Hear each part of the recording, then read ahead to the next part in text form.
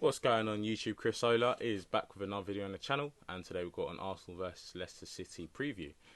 I hadn't recorded the Crystal Palace review or recap, whatever you want to call it, because I've just been really busy, been applying for jobs, been having interviews and whatnot. But yeah, that's enough of my private life and why my consistency hasn't been as good as I want it to be. But as long as I'm getting out these previews, I'll be satisfied, and I'm sure I'll hit a point where the previews will be getting out, be getting released like quite soon at a regular schedule. I don't know, let's say at least 3 days before the game, and then the preview or the review recap will be getting released onto YouTube, let's say a good 24 hours max after each game. But that's enough of the waffle. Let's get into this preview. So Leicester City, I believe they drew their first game against Brentford 2-2. They were 2-0 up and they conceded two goals, including an 86-minute equaliser. Let me even just go over to the game to have a look. If I go matches, no, that's not it. We're going over here. Yeah, we're using SofaScore. I feel like SofaScore is the easiest website for using, for this preview really. But yeah, they drew 2-2 to Brentford. The Silva 86th minute, Ivan Toney, yeah. So that came after Brentford made a couple substitutions. Leicester only made one substitution, which is pretty crazy. Is that an indication as to the size of their squad? I don't really know. I haven't really been following them like that. But they played a three at the back. We already know that Kasper Schmeichel's, he's been sold because he was on the last year of his contract. Johnny Evans, he's getting on a bit. Fofana doing well back from injury, even though he looks to be on the way out. Amati, not really a natural centre back. We got Justin, who is right-footed, but he's wing back. It's not too big of a deal. Vardy's back, I guess. I don't think he scored. Did he score? No, he didn't. He definitely didn't score on a 6.8. Maddison also looks to be on the way out, but that's a fair enough. But Leicester's never really a team that we struggle against. We tend to pack them in home and away. So at the Emirates, I expect this game to be similar. I expect us to not only take the game to them, but to completely dominate the game, pin them back, sustain the pressure, and that's literally that is all I'm expecting. We played well against Palace. There were spells where we were under the cosh. They were really pressurising us. A few individual errors or lapses of concentration, or errors in build up allowed Palace to grow into the game and to press us more. But we rose to the challenge, even though Ramsdale was called upon to make a couple very good saves. We've got Ramsdale in goal to do that, so if everyone does their job, we should be fine. See, I'm going to talk about the lineup, how I expect us or want us to line up, and yeah. So usual back five or back four in keeper of White, Saliba, Gabriel, Zinchenko, with Ramsdale in net. Ramsdale's a no-brainer. Just hope he can have less moments of erraticism.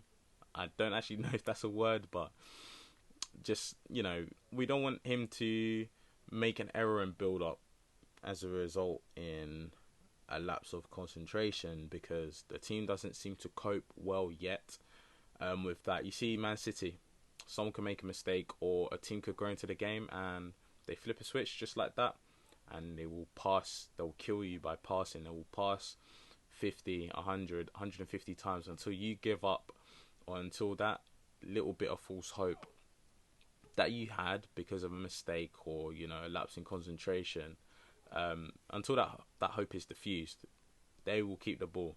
So that's what we need to do, but we're struggling with that. And it's a vicious cycle, or it's a downward spiral. Someone makes a mistake, you start all making mistakes, you all start questioning yourselves, you're not able to play the way you want, and the other team also grows, so they grow exponentially. They possibly exponentially into the game because you're making mistakes, they're growing, they're going up, you're going down, and it can have a negative impact on the team, that little mistake, that error in build up. So yeah, less erraticism from him, but just keep doing what you're doing. He's really confident. He's one person who his confidence will never drop as a result of a mistake. Got Ben White at right back just because I don't think Tomiyasu is fully fit. We do not need to rush him back because the rest of the team is at a very good level. The right back area is the only position where our main starter, the guy that we brought in to start at right back, isn't fully fit. So it's not too big of a deal to keep White there. He played well against Palace. He dealt with Zaha adequately, competently, because Zaha didn't get any goal contributions. Zaha is one of the most physically, imposing wingers, and he is going to beat you 1-on-1 more often than not.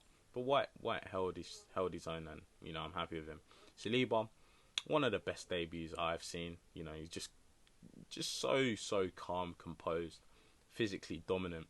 Had that aura. Everyone's been joking about this aura. He stole this aura from Van Dijk, but he literally, anytime he got near him, or anytime an opposition attacker got near him, you didn't feel any sort of way. You didn't feel like, oh right, this attacker's going to get something. It felt like the attacker just gave up. But Saliba going to be playing at home. His first game at Emirates.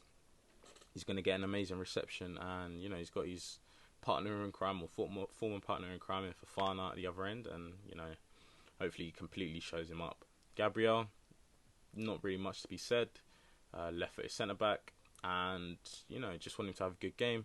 Want him to be less rash. Want him to show that he is the senior player in that defence, because he is the senior player in that defence. He's been in this defence the longest out of the four of them. So yeah, just show what you're capable of, and silence the haters, silence the Arsenal fans who seem to hate on your ball playing ability. I don't think it's amazing, but I think it's competent. Like, it's still good. You're not completely useless as a ball playing defender, which a lot of Arsenal fans seem to make out that he is. Zinchenko at left back, quality signing. Pay big money for him. 30 mil for a left back. It's not small. It's not small money. I know it's been, the market's been normalised that you can just chuck 50 mil, 60 mil at players, but Zinchenko, very, very good coup, and he had a mixed game against Palace. Offensively, he was amazing, always offering and build up, playing inverted, hugging the touchline, up at the left wing slot, also roaming in the left half spaces. He got a brilliant assist. You can't forget about that. Just defensively, he was getting burned a little. He's not that explosive, so his positioning needs to improve, and coming from a City side where they spend 90% of the game on the ball, he's not having to defend as much. Hopefully we get to that stage soon, but until we get to that stage, he needs to learn that defensive side just a tad bit more, but that will come. We got 5, Xhaka and Odegaard. 5, anchor, just roaming about, playmaker from deep, just making things tick. He's going to have the 2 inverted fullbacks with him, supporting, making sure that we don't get caught out on the counter. And just keep doing what you're doing. I feel like he could pass more. He can control the game more. He's got this killer instinct to always break the line. As soon as he gets the ball, look to break the line, which can be good. But when you have spells, like I mentioned before, one little erratic mistake from Ramsdale or maybe White or something, you lose the ball and the opponent starts sniffing an opportunity to pounce. We need 5 to... I hope you can't hear my sister crying. This is not the best time for me to be recording. But I've only got 2 hours to kick off and I've got other things to do. So, being more organised in regards to my YouTube, the organisation will come, and I won't stumble into issues like this. But like I was saying, 5, it needs to be... Don't even know where I was. So I'm back again.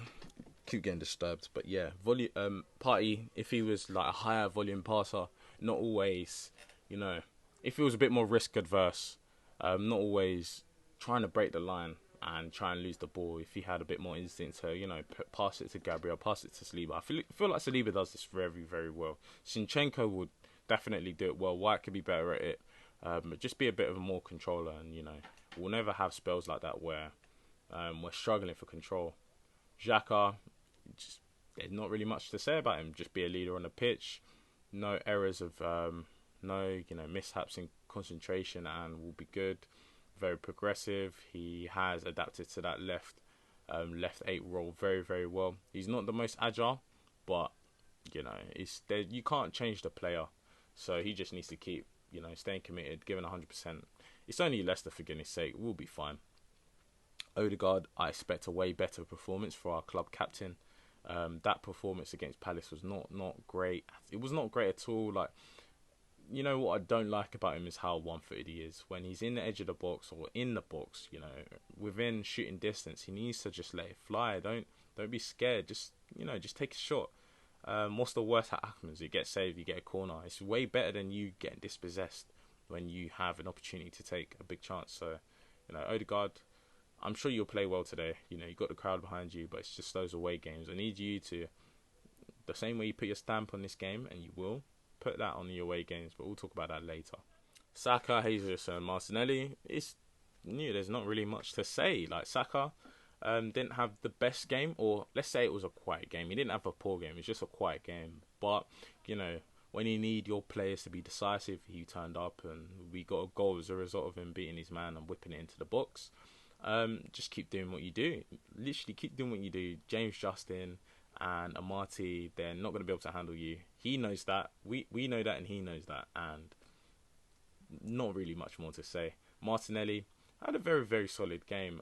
Outside of that miss in the the opening 5 minutes of the game, he scored.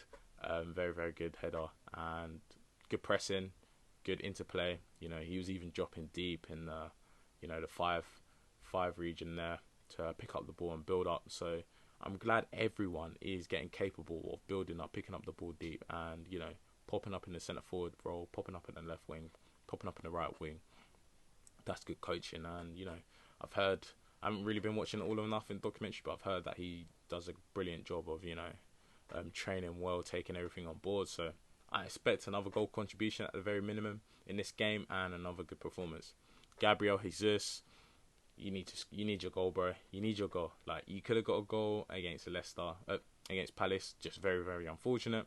I felt like in the second half he did, he was quiet. Credit to Anderson, but in front of the home crowd, he is going to be electric. I expect him to be electric for the whole game, and a debut goal would just hit different for him in front of the crowd. So yeah, not much more to say. Like, he's our best striker. He's our number 9. Nketiah, however, did come on the pitch and was amazing. So I want Jesus to see that, this is the guy who's just behind me, or who's competing for this spot for me.